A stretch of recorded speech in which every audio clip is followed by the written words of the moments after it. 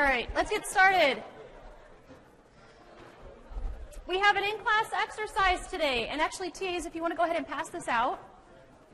The TAs will pass out the in-class exercise. However, before we get to that, I have a few things I want to review over. That way, you have the best chance of applying what you've learned to this in-class exercise. Now, one of the things I do want to mention, so you got your exams back, and the average was a 152 out of 200, which is about a 76%, so not bad. High score was a 200 out of 200, and the low score, you guys sound shocked about that. There were people who scored perfect scores. Were they on what?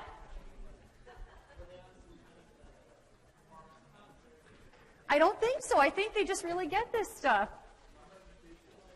I have no idea how many people. I don't know that. I'd have to look. But I know at least one. And there were a number of people who had near perfect scores. So in your disbelief, there really are people who are doing well in here. And a 76%, that's not bad. The high score, again, was a 200. The low score was a 36.5 out of a 200. Oh, stop that. The person who scored that, make them feel bad. Now, listen, please. Hello. Now, that means, with that type of an average, it means that if you scored significantly below average, something's wrong. And at this point in time, you have a choice. I know that right now you could still, if you needed to drop the class, you could do that with a W, and you would not have to petition the department to do that if you scored significantly below average. So I'm saying about a 120 or below, that's danger. I mean, I don't know how easily you could recover from that. And the reason I say this, it's not just about the points for this exam. It's that this class is comprehensive. The final exam is comprehensive. So you're not going to be able to escape from the stuff that you may have not done well on the first exam. It's coming back. So while we're going through and we're learning Access, you'd have to be going back and relearn, or if you weren't here, learn for the first time all that stuff in Excel that will still be there. So that's really, really important. I know a lot of people have wanted to come in and meet with me about their grades. I'm trying to do everything I can to accommodate that. But realistically, between the two classes, there are over 320 of you, and that makes it very difficult for me to be able to have one-on-one meetings with every single person who might be concerned. So please have some patience with me. I'm going to have some patience with you in trying to get back with you. If you're really concerned and we can't meet right away, we can also email. And really, for some people, it may be as simple as, if the score is extremely low, it may be as simple as, yeah, it really is in your best interest to drop the class. Hopefully that's not you, but I will be having discussions like that, as unpleasant as it might be. All right, so with that aside, also if you didn't get your test back, the TAs will have those later on in class. I think there were only a few of you who didn't get those back this morning. So I want to look at some of the tables in the Access database we looked at before. So we were talking about that research papers database.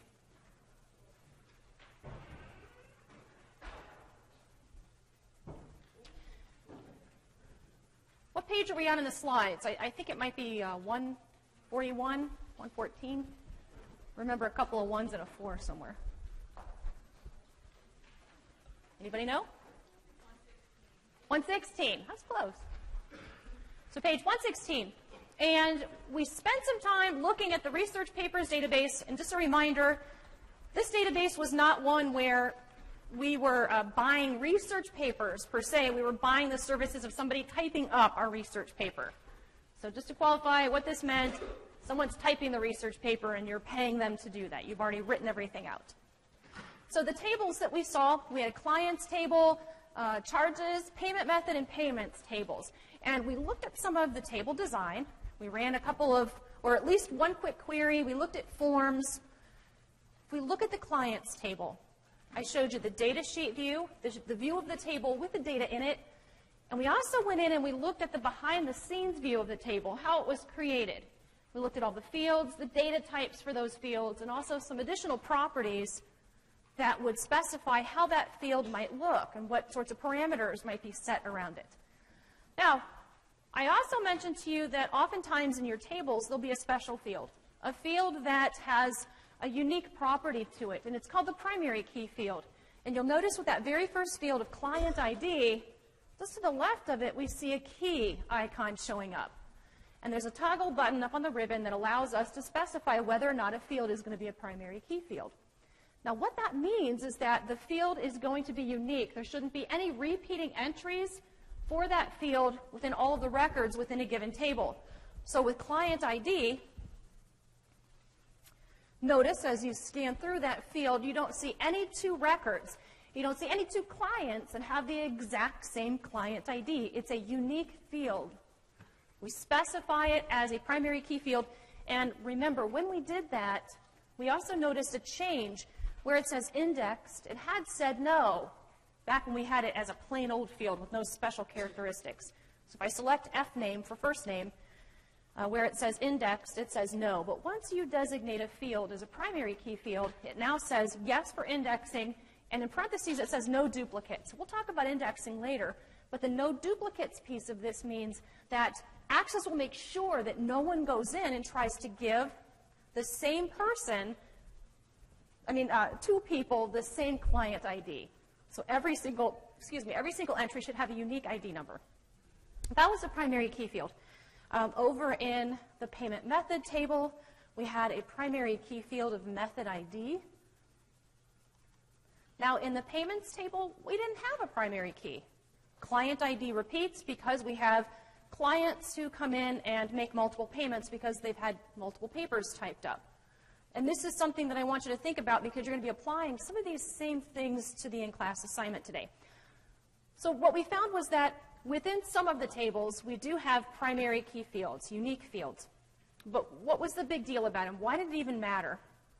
What I want to do is show you in database tools where it says relationships. This is where we identify any relationships that make up our database. Let me turn the sound down. We'll just turn it all the way off. Now, if you get into the relationships window and you see absolutely nothing, so let's say you clicked and you saw this. First, make sure that you didn't scroll too far over. But then what you can do to get the tables that you're working with, the tables from the database, is to right-click anywhere in the window and select Show Table. And that will allow you to pull up the tables in your database. So by default, when you create a database, in the relationships window, there's nothing there until you put stuff there. But what happens at this point is these tables have to somehow be connected to each other. We go through a lot of this process with taking this research paper's topic, and instead of putting all of this information in one table, so the client information, we could put in the charge information, the payment information, and also the payment methods information, all in one great big table. Why don't we do that? Does anyone remember why we wouldn't do something like that? We tried to put all this together in one table. Because as you see what happens when we have multiple tables, you might be tempted to think, I'm going to skip all that multiple table stuff. Let's just use one. What happens? What was that? It's inefficient. Who said that? Where are you? How is it inefficient? What would happen? Too much stuff to look through? Kind of. What specifically would there be too much of? There would be more data that it would be unnecessarily storing. So if we think for a minute, I just showed you those various tables, a lot of those tables, if instead of having separate tables where we could just really keep track of separate entities of this related theme, and let's just take a peek real quick. So in the charges table, I don't have to include all of the client information. When I get down to payment methods, I don't have to include the date of a payment that was made or the amount of the payment. I'm just keeping track of the types of payment methods that are available. If I tried to put every single thing that I have in these separate tables together in one great big table, I would basically kind of extend off the client table, and I would have payment amount, payment date, charge amount, charge date, payment method. I'd have all these extra fields just kind of tacked on to the end of this table. so that every single time a person came in to either drop off a paper that needed to be typed or come in and make a payment, the person who was logging that would have to go through and put client ID, first name, last name, address, city, state, zip code. There'd be a lot of unnecessary information that would be logged that doesn't need to be there. So wasting space, wasting time, making it so that when things need to be updated, they have to be updated in a dozen or 2 dozen or 100 different places. It would be crazy. So we don't try to cram everything in one table because it kills the efficiency of any database. And in this class, there will never be a problem that you'll be working with that's so simplistic that you can get away with using just one table. So we break things down in terms of things that are more closely related, but then we do ultimately have to find those connections between those tables that we have. They need to be related somehow. And it's at this point that we look for the relationship fields or the foreign key fields. And you can already see one of them that's established. I deleted out the others, and we're going to put them back in. But there is a relationship between the client table and the charges table based on the field client ID. So kind of what you do is you sort of match up the fields that seem to show up and match in multiple tables. That's how you would start to look for your foreign key fields as you first start to get used to Access. But it's not enough. It's not enough. I can find 2 fields that match. For example, in charges and payments, in each of those tables, there's a field named amount. Are those related? Are those 2 fields related? Do they relate the 2 tables together? I'm matching up 2 fields that look like they're the same, right? Amount and amount. Why wouldn't they be related, Hunter? Because the amount that you could pay could be different than how much you were actually charged. Yeah, the amount that you pay could be different than the amount that you were actually charged. The 2 amounts don't necessarily correspond to the same thing. That's one problem. What's the other problem with this? What needs to happen when you think you have 2 fields that form a relationship? What do you have to double check? Yeah, absolutely. The field has to be a primary key in at least one of the tables that you're joining together. An amount, it's not a primary key in either of these tables. And if you look, you can see which fields are primary keys because in the tables they have a little key next to them. So I don't see amount showing up as a primary key in either of those tables. Now be careful. Access is kind of stupid. It needs spoon-fed. And I showed you an example of this towards the end of class last time. The fact that the 2 amount fields don't have a primary key next to them is because I didn't put a primary key designation on those fields. That also means that the fields that do have the primary keys next to them, that wasn't magic. The person who created this database had to go in and put those primary keys in there. So this is fundamental Access database stuff that you need to know before you ever touch a database. Because there are lots of things that we can physically do in a database, and it's not a very good thing to do. Yeah?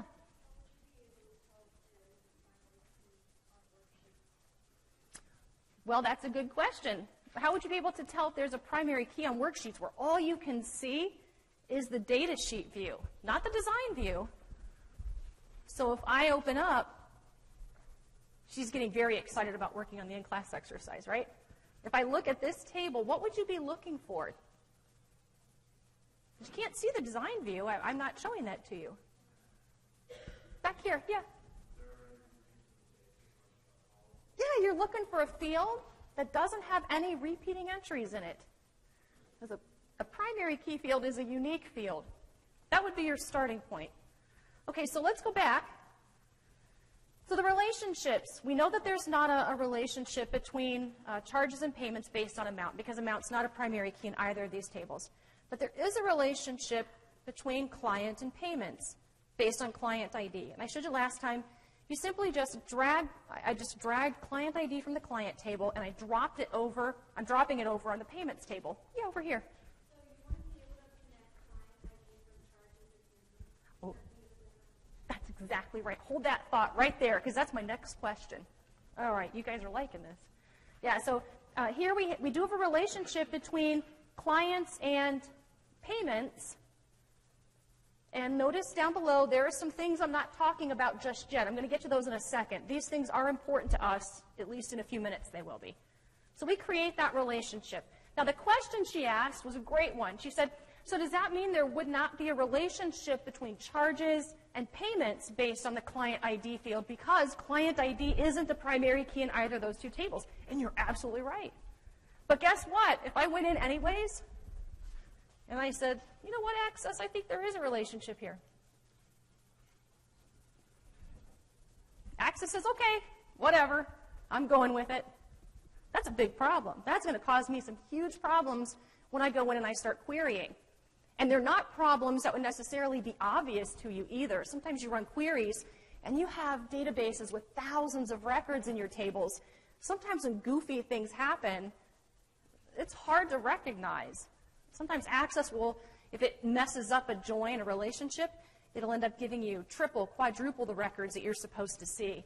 If you're already expecting thousands of records, you don't necessarily know when you're seeing a couple thousand extra ones. So what I'm saying to you is, knowing this part is so crucial to being able to query later that if you can't get this part right, you're going to have a lot of problems. Then there's also a relationship between payment method and payment type. Now, those two fields are not named exactly the same.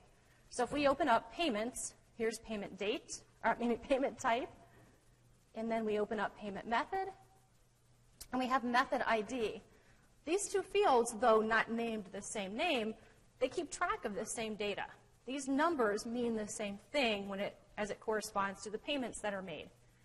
So when we go back through, we can set up a relationship between payment method and payment type. So, yep, same field showing up in two different tables, and method ID is a primary key over in the payment methods table. So these are our relationships. What's important as you look at your relationships in your database isn't that every single table is related directly to every single other table. That's not going to happen. But what is important is that you don't have a table just kind of hanging out here in limbo with no relationship to the rest of the database. Whoops. So if you've got a table with no relationship to the rest of the database, you know you've got something missing. You have a relationship that you haven't yet established. So the next slide gets into what this bottom area is all about. So when you set up a relationship, there are some properties. There are some parameters that you can set around the relationships that you create. And this is really important. This is called, that first option there, it says enforce referential integrity. It's actually called referential data integrity, and we call it RDI for short for obvious reasons. RDI. RDI is a relationships property. It's a mechanism that you can use to maintain consistency in the records between related tables. It's a way for you to have one more safeguard to make sure people aren't screwing things up. So what does all of this mean? Well, remember when I told you that in every relationship, there has to be a primary key side of the relationship. So anytime you join together, relate together two tables, the field that you're joining in common has to be a primary key in one of those two tables, at least one of those two tables.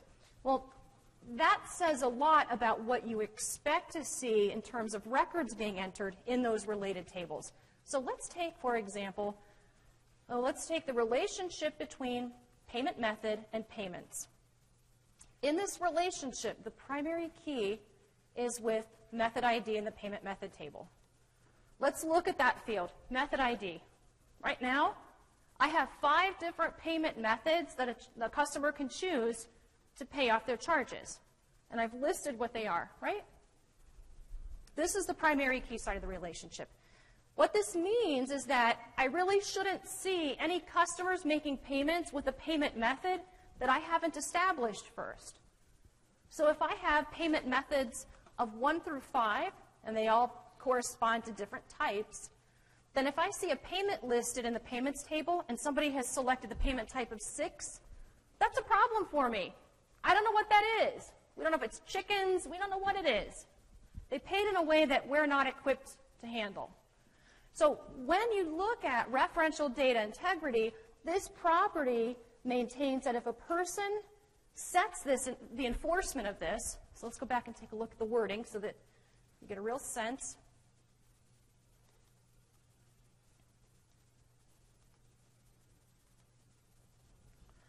When I check yes for enforcing, and notice the other two options, cascade update and cascade delete, now become available to me, but only after I've said yes to RDI. When I say enforce this, this means that no one is allowed to enter a payment method in the many side of the relationship that doesn't exist in the primary key side of the relationship. So somebody tries to enter in a 6 in the payments table, Access is going to say, no, I'm not going to let you do it.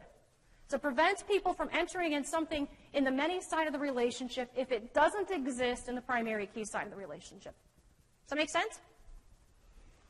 And now you can add to that, once you've said that you want to enforce that cascade update related fields, means that if I were to go in and change some of the numbering for the payment methods, so maybe instead of having 1, 2, 3, 4, 5, I change them to something in the 200s, 200, 300, 400, 500. I don't know why I do that, but that doesn't really matter. But if I did that to the primary key side of the relationship, any corresponding entries of the same payment ID or payment method type would be corrected in the payments table, the many side of the relationship. So changes made to the primary key side of the relationship would update in the many side of the relationship, but only if you have enforced RDI and cascade update. Cascade delete works in the same vein. If you delete out a payment type, so maybe you had chickens in there and you deleted it out, maybe that was payment ID of 5, and you delete that out of the payment methods table, anybody who paid that way from the payments table, their entries would be deleted out. Does that make sense?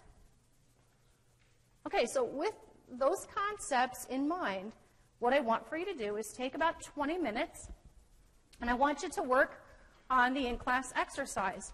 Now, one change. Hunter, can I see yours? On the second page, it says create a relationship diagram for the employees database. I don't want you to have to draw anything in here unless that's what you want to do. So for some people, they kind of like redrawing everything. I think it would be annoying to have to redo it all, especially since it's right on the other side. What you can do is use this page, and you could write PK over the fields that you think are primary keys, and then the relationships, draw lines between the tables and connect the fields. So you don't have to go and redraw everything. I actually, myself, prefer to set up my relationships right on the visual tables, okay? And then answer the other questions that are on there. All right, so about 20 minutes, work on it by yourselves. Don't work in pairs. I just want you to work on it by yourselves, okay?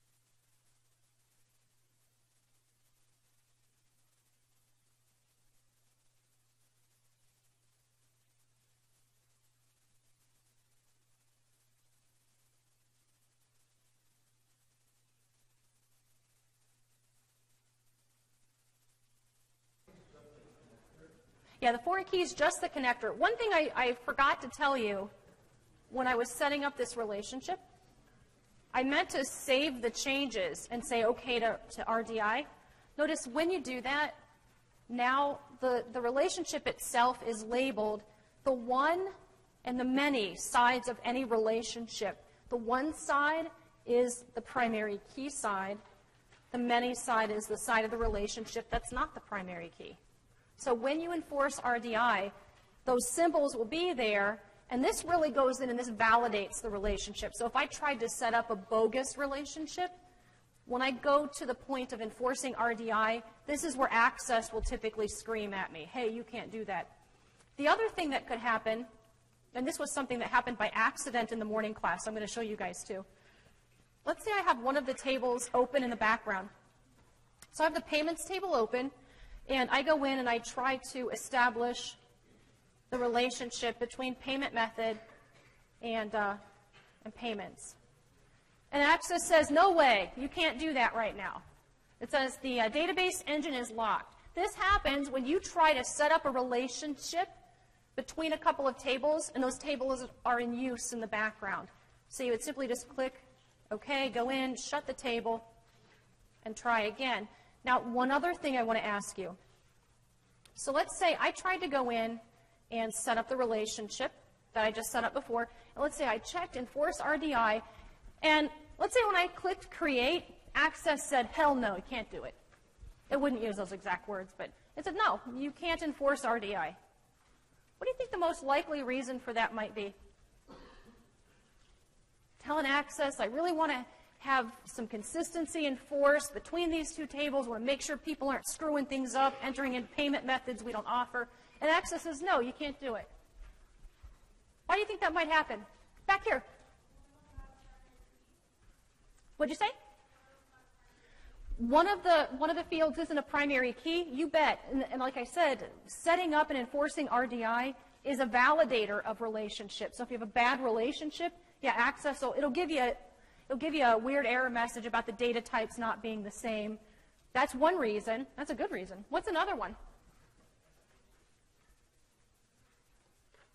Come on, what's another reason?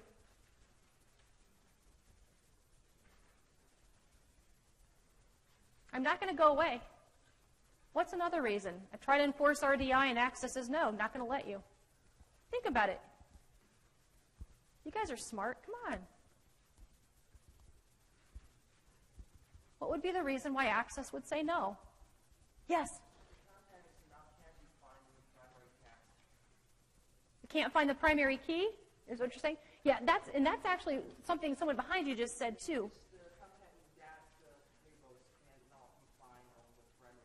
Oh, okay, so basically what you're saying is there is an entry in the many side that's not in the primary key side. There's already a violation of RDI. Yeah, exactly. So if you wait until after your database tables are set up, you've set up your relationships, and you've had people going in and populating your tables, and then you decide you want to enforce RDI, there's a good chance someone already violated it. So if RDI is violated, you have to go in and find and fix all of those violations before Access will let you enforce RDI. I can show you a shortcut way a little later in the semester to go in and easily find violations of RDI. That's the easy part. Fixing them, figuring out what the entry should have been, that's the hard part. So before anybody has the chance to populate your database tables, you should be enforcing RDI. You shouldn't be waiting until weeks and months down the road to do that, because it'll be a much bigger problem. All right, go ahead.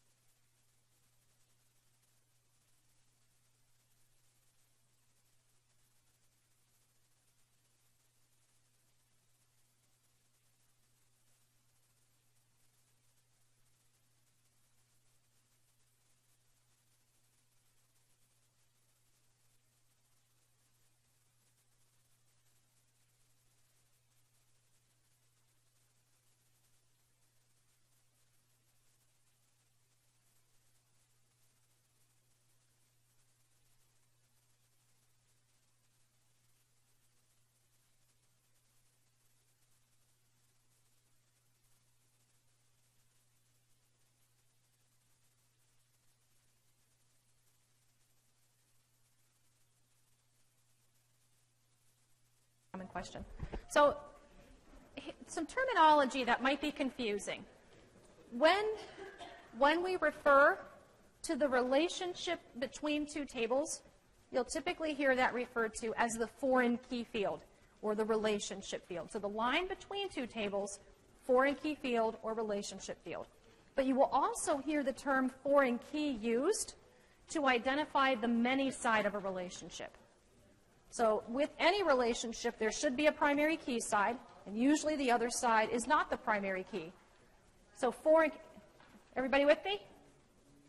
So the other side is sometimes called the foreign key side. The relationship is the foreign key, but also the many side is sometimes referred to as the foreign key side. Okay? Thank you. Yep.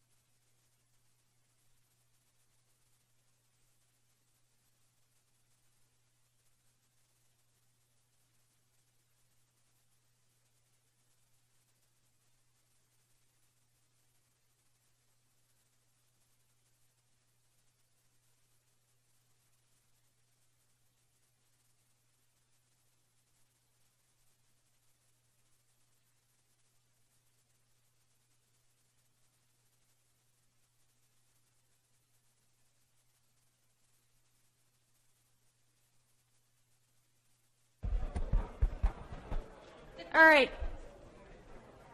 So, here's where my jaw drops. I went around, and there are a lot of questions about things that I just covered. I have to point out to you that as I'm down here teaching, I notice a lot of stuff. I might be old and my eyes are getting bad, but I notice that many of you are totally off task. And that is translating over into people missing really important things. So if you know that you're missing these important things and it's detrimental to your performance in this class, stop doing it. Stop doing it. I want you to be successful in here, but I'm not going to go around and tell people to get off their computers and things or stop talking.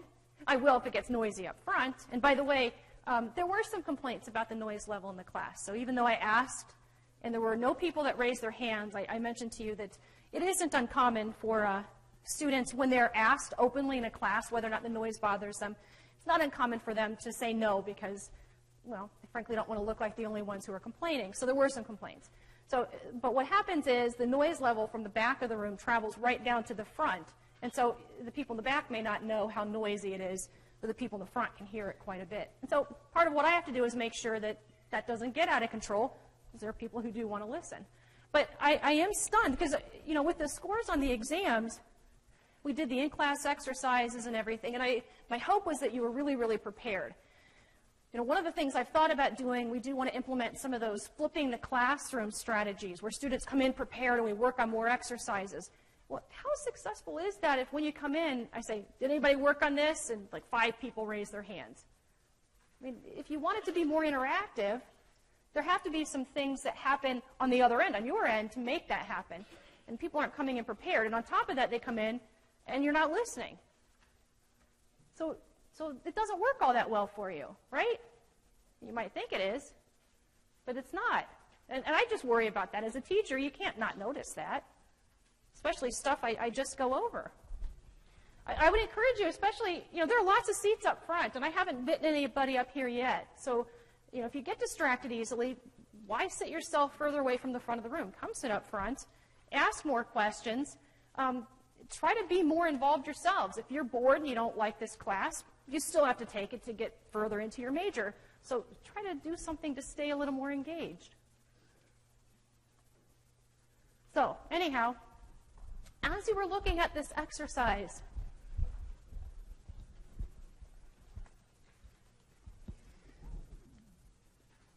there were some things that that I noticed really right away that were a problem, and not for everyone, but the whole relationship thing. And this happened, well, not only in the morning class, I think this happens every semester. People try to work backwards with their relationships, at least here in Access. So as I look at this particular database, and you really want to go through and you want to read about what it is and what it does. So it's telling you that we're listing information about the employees, so different types of compensations the employees can receive, meaning the company will pay employees for engaging in certain kinds of activities. The deduction table lists the different items that can be deducted from the employee's paycheck. Additional compensation and additional deduction tables contain a list of each type of compensation and deduction an employee has elected. So as you look at this, having some idea of what the database is doing is going to be crucial. When you identify how these tables are related, your starting point always, absolutely always, has to be where are your primary key fields. You've got to do that first. If you're going in and you're trying to figure out what matches up in the tables and then what your primary key fields are, that's horrible. That's a really unreliable way to do things. So let's take a look. In the employee table, is there a primary key field? And there were people who weren't really sure, how do you determine that? It's the unique field, no repeating entries. So are there fields in the employee table that are unique? Yeah. Just one? No, there are a couple of fields, right? So employee number, or EMP-NUM. Are there any repeating entries there? No. All right, there we go. That might be a primary key field. What about first name? Is that unique? Absolutely. Good answer. Yeah, it's unique. What about last name? No. What about address? Is that unique? Yeah. Yeah. city, state. The rest of them pretty much are not unique except for hire date. That one's unique too. So do I have 4 separate primary key fields in this table? So here's a hint for you. You will have at most 1 primary key in your tables, at most. There will be times where you don't have a primary key in a table, and that's okay. You don't have to have a primary key in every single table. So even though there are about 4 different unique fields in the employee table, they are not all well suited to be a primary key field. Why wouldn't we want to go with first name as a primary key field? Well, first of all, there's no other first names in any other table. So she's looking ahead. She is looking at the fact that, well, if I'm going to eventually relate these tables together, I don't see first name anywhere else. So I can't really connect employee to anything else because there are no other first names. That's a good indicator right there. What else? Yeah, what happens if you've got another person that you're interviewing named Brutus who would be perfect for a job with your company? And you go to hire him, and you have somebody rush in and go, no, sorry, we've already got a Brutus in our database, and we can't have 2 Brutuses.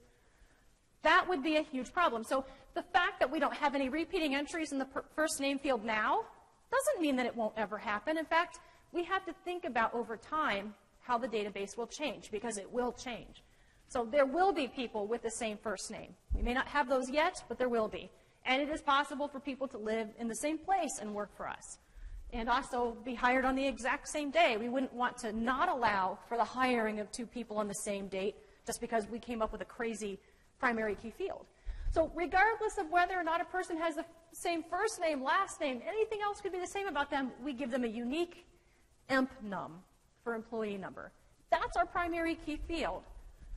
So primary keys are also purposeful. When you're looking at a table and you're trying to decide, well, which field is our primary key field? And it just seems like there's no rhyme or reason to it. There absolutely is.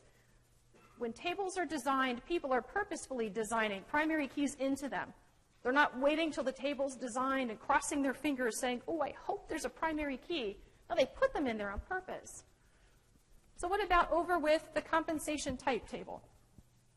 Do we have a primary key here?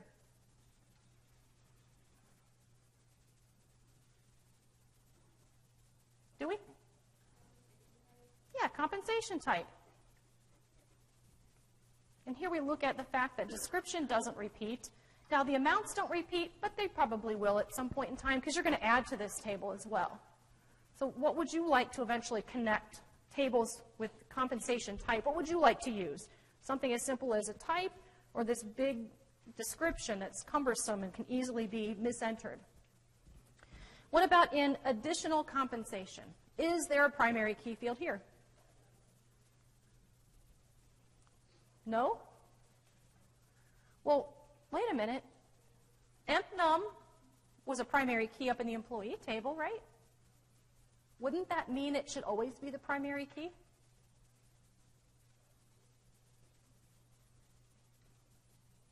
What do you think? If it's a primary key here, shouldn't it also be the primary key here? No. No, these tables are designed to do something very, very different.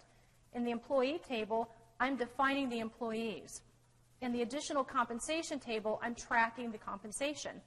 And employees can have multiple loggings of additional compensation. There is no primary key field in the additional compensation table. What about deduction type? Is there a primary key here? What is it? Deduction type. What about this last table, additional deduction? No, for the same reason that we didn't see one over in the additional compensation table. All right, so these are our primary keys. We don't have primary key fields in every single table, and we don't need primary keys in every single table. Where are the relationships at? Tell me what you found.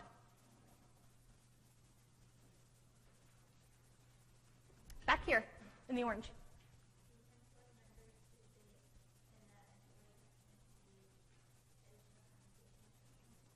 Yeah, so right now she's looking at emp number in employee and emp number in additional compensation. And as we look at this, we kind of match up fields that look like they're the same. And I really can with a lot of assurance here, assume that an entry of 14993 means the same thing in both of these tables. It corresponds to the same entity of Charlie Brown. The other piece that we would need to identify is whether or not empnum is a primary key in at least one of these two tables. And it is. We identified that already. It's a primary key in the employee table. And this is why it's essential to know where your primary keys are before you try to establish the relationship fields or the foreign key fields, because it all hinges around the primary keys. So yeah, this is a relationship. So the foreign key, the FK between additional compensation and employee, is empnum. The one side, or the primary key side, is with employee. The many side is with additional compensation.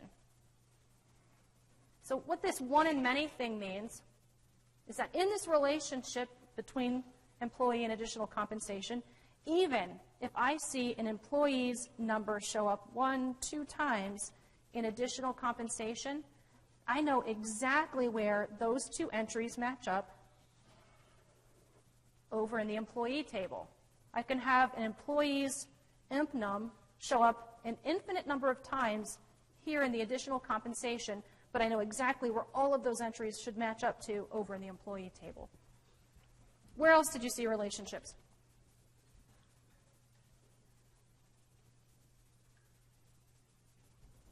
Yep, you again. Go right ahead.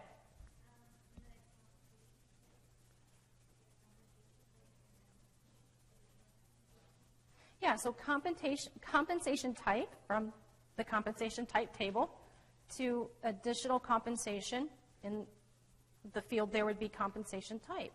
So here's a relationship. So foreign key field here.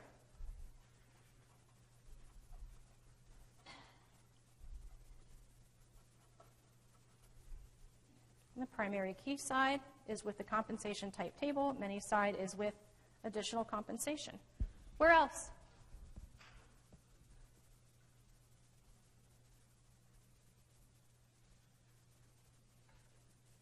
Over here in the brown.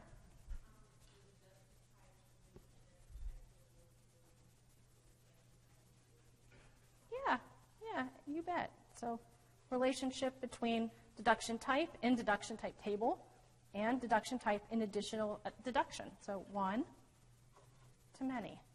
Now, I do want to point out, hold that for just a second. I don't want to lose you. In a real database that we want to run efficiently, I would right away say that putting in spaces in table names is a bad idea. Access gets a little bent out of shape with spaces. So these really long table names really should be shortened.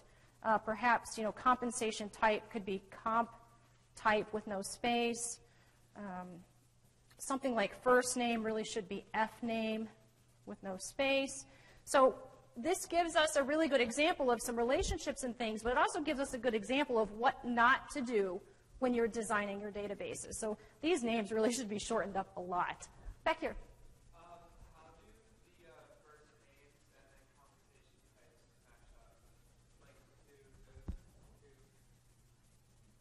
up? So first names and then the compensation types, how do they match up to each other? Yeah. Ooh, that's a good question. So he's thinking ahead. He's thinking, well, how on earth would Access be able to make the jump between anybody's name and the types of compensation, like maybe the description of the compensation they have earned? And it would be through this table. So Access would have to jump from here, match up the ID number. So we've got 14993. Jump over here. Here's one entry of 14993, compensation type of A. Jump over here, wellness program, which is kind of beyond what we're getting to just yet, but I'm glad you're thinking like that. That's great. Because sometimes we will want to ask, hey, it's kind of like a VLOOKUP. Yeah, I've heard several people in here say that. I've never heard anybody say that any other semester, but a couple of you have said that. Yes, over here. Yep, the one in the infinity has to do with any relationship in Access that you establish.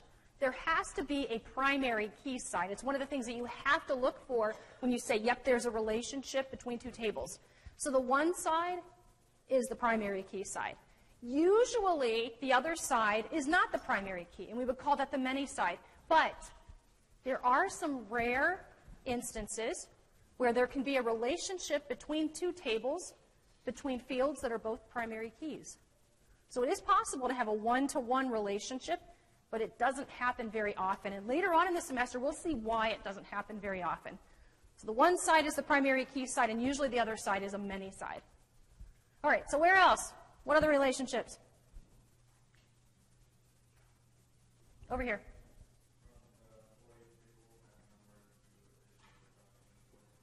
Yeah, so between employee and additional deduction based on EMP number. So a relationship like this, FK, would be EMP, num, one side, primary key side is with employee, many side is with additional deduction. So what we have here, everything seems to be connected. We don't have a table that's kind of hanging out in limbo anywhere. But I would ask you, do we have one last relationship that we didn't define? Is there one between EMP-NUM in additional compensation and EMP-NUM in additional deduction? I see you shaking your head no right up front. Why not? Because like in that example you showed earlier, if one of them is not a primary key. Yeah, right now, and actually never, really never will we ever be able to say there's a relationship between additional compensation and additional deduction. And the reason is EMP-NUM is not a primary key in either of those. Now, in Access, you could go in and draw a relationship line between those two tables, and Access would say, all right, fine, whatever. It wouldn't be a valid relationship, and when you tried to query based on those tables, you would get crazy results. But what would happen is if you tried to enforce RDI on a bogus relationship, most of the time Access will catch that problem there. All right, so we are asked about RDI. Has referential data integrity been violated between the employee table and the additional compensation table? Employee and additional compensation. Has RDI been violated? I told you what RDI was. Now can you apply it? Back here.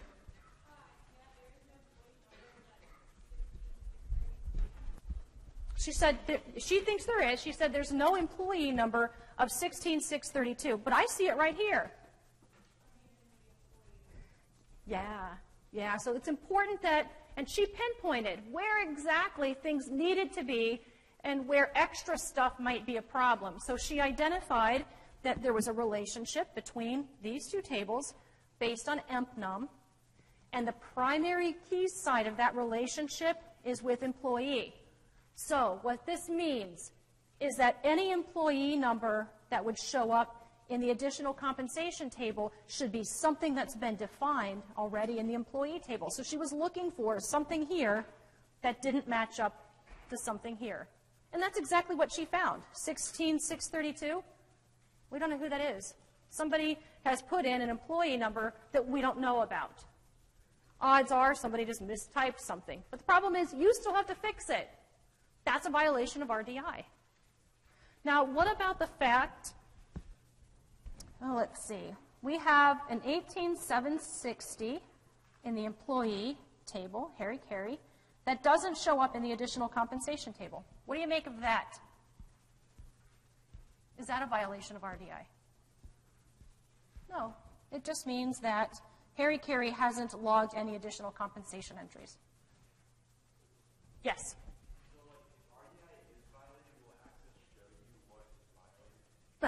No. So if RDI has been violated, so let's say you don't realize there's even a problem with RDI until you go in and you try to enforce it, all you get is the message when you try to enforce RDI, Access will say, nope, what you have, data that you have already violates integrity rules, and then you have to go in and you have to figure out where those are. And it's not all that easy to do. Now, there is a way for Access to show you, but it has to do with a special kind of query that I'm going to show you how to make after spring break. So for all of you who are getting stir crazy and you just don't feel like you can stay in classes 1 minute longer, you've got spring break coming up. And I've always been on quarters. I'm really interested to see how this whole spring break thing goes with semesters, but you guys really look like you need it. questions about anything more with those two tables? Okay, next question. Has referential data integrity been violated between additional compensation and compensation type? So these two tables. Back here.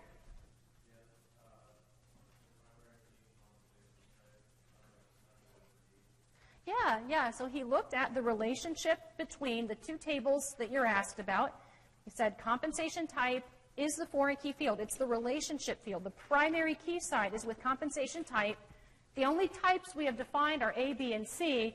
We really don't know what this entry of D is over on the many side of the relationship. That's a violation of RDI, you bet. What about between the employee table and the additional deductions table?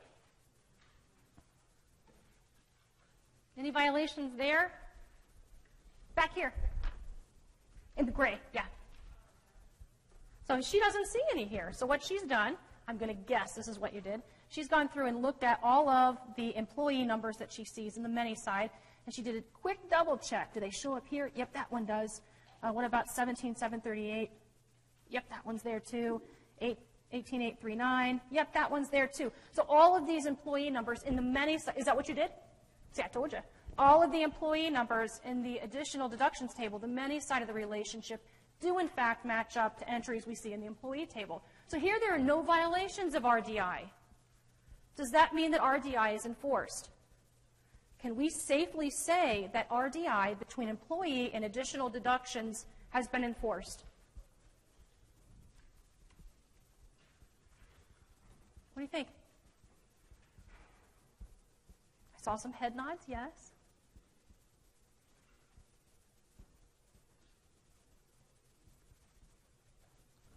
No, it doesn't mean that. Sadly, it doesn't mean that. The fact that we don't see any violations of RDI doesn't mean that RDI has been enforced. It just means that it hasn't been violated. Now, whether or not it's not violated because it's enforced or because nobody's made a mistake yet, we don't know. We don't know unless we can go in and look at the relationships window in Access. So we really can only tell when we do see a violation that RDI wasn't enforced. Without any violations, we don't know for sure. All right, so the next question. Between additional deductions and the deductions type. Violations here? Yeah.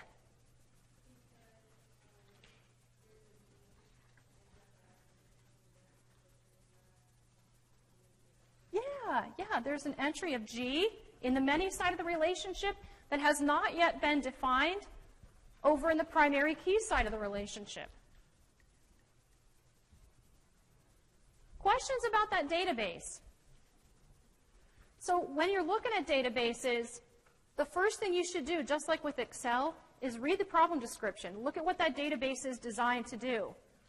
The fact that employee or EMP number was a primary key in the employees table, but it isn't here, tells us that the additional compensation table isn't designed to just log an employee's number once and only once.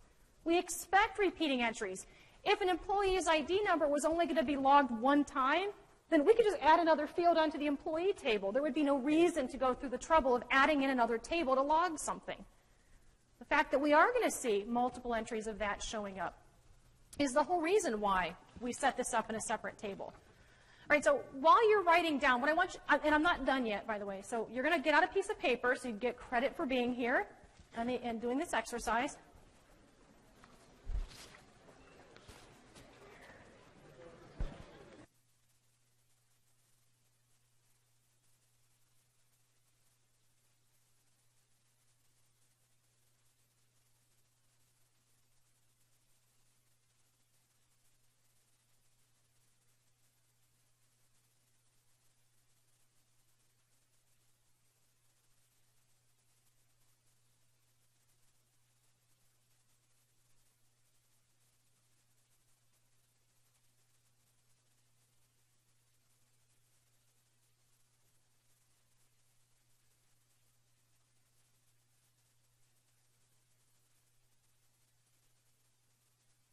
All right, write your name on the paper, and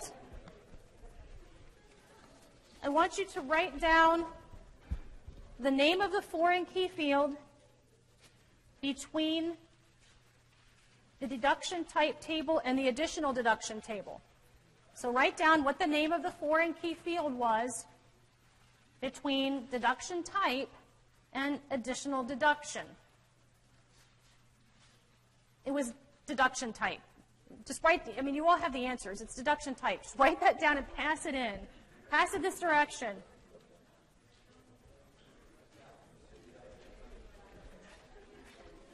And do it quickly.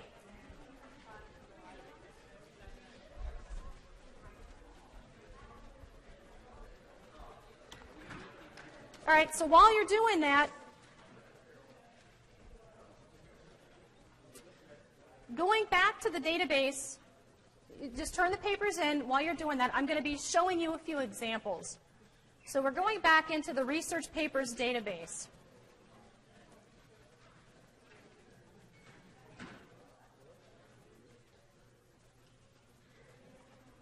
Now, we had a client table and we also had a payments table, right? Let's say that I wanted to run a query where I listed, as we look at the payments table, what we see there is really kind of bare bones. We see a client ID, an amount, a payment date, and a payment type. What if I also wanted to include the client's first name and last name? Last call for papers, guys. Well, if I wanted to be able to get fields from multiple tables, so being able to combine information about the client along with the payments that they've made, I can run a query to do that. And that's what we're going to do. We've already looked at a real simple query. Now we're going to look at another one that's not too terribly difficult. But this will get you at least used to some of the behind-the-scenes stuff of what Access is doing. So again, I wanted last name, first name from the clients, and then the payment information. So here we're pulling up the query design tool. First thing you have to do is pick the tables that you need. So to get the client information, like last name, first name, that's going to come from the client table. Payment information comes from the payments table. Now, because I have already established the relationships in this database, when I pull these tables up into the design view window, they're connected. You should never assume with the databases that you're working with for the remainder of this class in lab, pre-lab, and in-lab, never assume that we've established those relationships for you. So if you ever pull up two tables in a query and there's no line between them, alarm bells should be going off in your head. You should be thinking, whoa, I forgot to establish a relationship, or like in the question that was asked a little bit ago, the guy in the purple, he had asked about being able to pull together some data from two tables that really didn't have a connection. You'd have to put in another table to bridge that connection. So things will get a lot more difficult for us, but let's kind of start things small. So we did this before. If you want to be able to get the fields to show up in your query, the query results, you basically can just double-click on them from the tables in the design view window. If something should happen and you're starting to run a query and it turns out you need another table here in the design view, just right-click anywhere in the design view window and select Show Table, and you can pull additional tables up. Now here's a caution for you. You should have only those tables that you need in the design view window.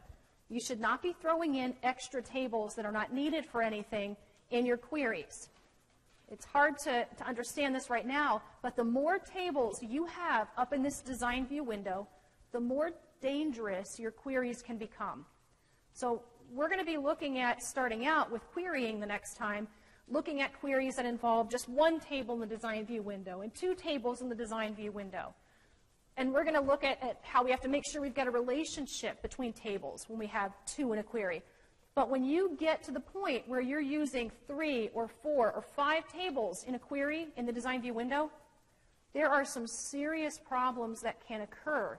And we're going to talk about how to address those. But you really want to prevent yourself, unless it's absolutely necessary, from using 3 or more tables in a query. So the more tables you use up here, if you're throwing things in unnecessarily, you're going to have some big problems. So we never want to include tables we don't really need. So we pulled up first name, last name, and let's say we want the client ID. I mentioned this last time. Client ID shows up in both tables that we need, so it doesn't really matter where we pull that field from. And let's put in the amount and the payment date. Now, we're going to talk later about being able to restrict the results based on maybe people who have made payments of more than $100. We're going to look at using the criteria lines to filter out certain records. But right now, I just want to look at how Access is pulling things from related tables. So I run this query, and these are the results that I would see. So I have 11 results entered. And as I look at this, I can see that some people show up multiple times. Is that a problem? Is that an error? Should Nancy show up 3 times?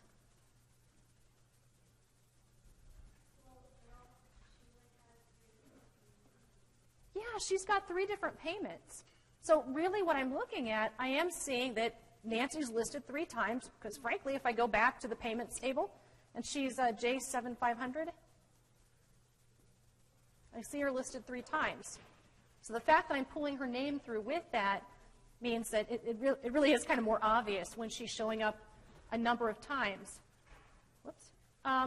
Now, eventually what we're going to do is look at how do we summarize those results. So yeah, Nancy shows up 3 times. Maybe I just want to see Nancy showing up 1 time and then total up all the payments she's made. And that's something we're going to eventually do. But I want to show you, if we go back into the design view and I delete out this relationship, and you might be thinking, why would you do a thing like that? Let's say you never set up the relationships in this database. Let's say you downloaded it, it was a template from Carmen, and you just went right into setting up the queries. And it didn't bother you one bit that you've got 2 tables in this design view window, and they're not connected. You didn't see any problem with that. You might think, well, Access is smart enough, it'll figure it out. I don't think it figured it out. In fact, we now have 176 records returned. Did anybody pay attention to how many we had before? 11 records. 176 records right now. How on earth did that happen? Watch, I'll put the relationship back in. I take the relationship out.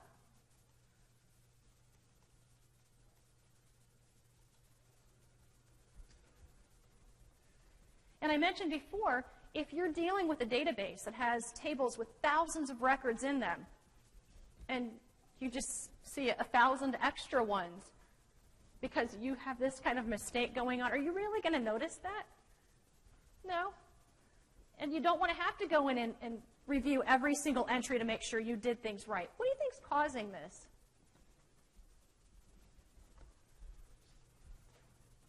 Let's pull up the payments table and the clients table. Here's the clients table, which has 16 records. And here's the payments table that has 11 records. Somebody do the math. What's 16 times 11? 176. So when the relationship is there, when I put the relationship in, Access is able to grab payment information and match it to the client information through the foreign key field. It's able to do that. And since there are 11 entries of payments that have been made, we are essentially seeing the records of payments and matching that up with the client name from the clients table. When the relationship is removed, Access has absolutely no idea how these 2 objects are related. It says, I don't know what you want me to do with this, lady. Yeah, you haven't told me how they're related. And so what it does is it takes every single entry from the payments table, every single record, and it links it up. It joins it up with every single record from the clients table. So every single possible combination of the joined records between client and payments is what happens when you take out the relationship. Access doesn't know how they're related, and so just joins everything up. This is junk. So when you remove a relationship or you forget to put it in, you will get crazy stuff from Access. Let's look at one other thing real quick. Let's say we needed, let's scrap this, kind of similar to the question that the guy in purple back here had asked earlier. Let's say we wanted some information about the clients and the payment methods that they have used to pay their bills. Now, if I open up the relationships window, in the database tools. I don't have a relationship, a direct relationship between client and payment method, do I? Do you see a line between client and payment method? A direct line? No, there's not. That doesn't mean I can't still ask this question, though. So if I go in and try to run this query,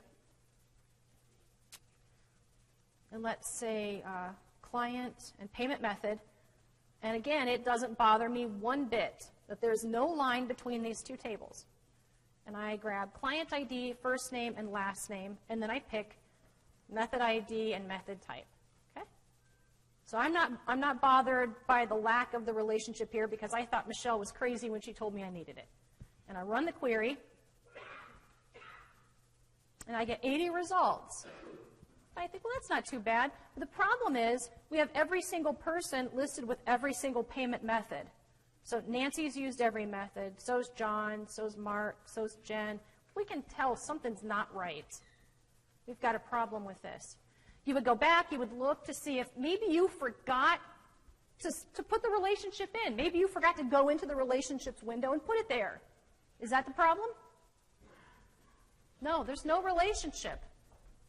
So what you can do, and this is something that's going to end up causing us to have to look at a lot of different things because this really is pulling in that third table that I told you could be a problem.